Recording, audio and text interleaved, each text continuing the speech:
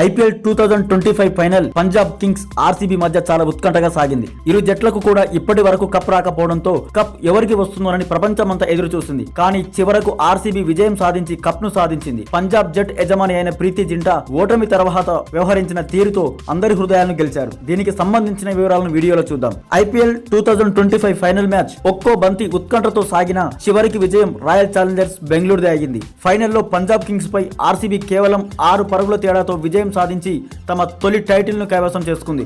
కానీ ఈ పరాజయం పంజాబ్ జట్టు యజమాని ప్రీతి జింటాను తీవ్ర భావోద్వేగంలో ముంచేసింది. మ్యాచ్ ముగిసిన అనంతరం మైదానంలోనే ఆమె కన్నీళ్లు పెట్టుకున్నారు. ప్రీతి జింటా తన ఎరుపు తెలుపు జెర్సీలో ఒంటరిగా కూర్చొని కన్నీళ్లను తుడుచుకుంటూ కనిపించారు. మ్యాచ్ అనంతరం ఆమెను ఓదార్చేందుకు పంజాబ్ ఆటగాళ్లు దగ్గరకు వెళ్లగా ఆమె కూడా వారిని ధైర్యపరిచారు. ఈ సీజన్ మొత్తం జట్టుకు ప్రీతి జింటా అండగా నిలిచిన తీరుపై క్రికెట్ విశ్లేషకులు అభిమానులు ప్రశంసల జల్లు కురిపించారు. కొన్ని రోజులుగా అనారోగ్యంతో బాధపడుతున్నా కూడా ఫైనల్ కు హాజరై జట్టును ప్రోత్సహించిన తీరు ప్రత్యేకంగా నిలిచింది. క్రీడా స్ఫూర్తికి ఆమె నిలువెత్తు ఉదాహరణగా నిలిచారు. 2008 నుంచి ఐపీఎల్ అడుగు పెట్టినప్పటికీ అనేక మార్లు ప్లే ఆఫ్ ఫైనల్స్ వరకు వచ్చి పంజాబ్ కు టైటిల్ మాత్రం దక్కలేదు. మరోసారి త్రుటిలో ఓడిపోవడం జట్టు యాజమాన్యానికి అదేవిధంగా జట్టు సభ్యులకు తీవ్ర నిరాశ కలిగించింది. అనేక మంది అభిమానులు ఆమెకు మద్దతుగా నిలుస్తూ ఈసారి కాదు కానీ వచ్చేసారి పంజాబ్ తప్పకుండా గెలవాలి, అది ప్రీతి కోసం గెలవాలి అంటూ కామెంట్లు చేశారు. ప్రీతి భావోద్వేగాల దృశ్యాలు సామాజిక మాధ్యమాల్లో క్షణాల్లో వైరల్ అయ్యాయి. వెంటనే #ప్రీతి జింటా అనే ట్యాగ్ దేశవ్యాప్తంగా ట్రెండ్ అయింది.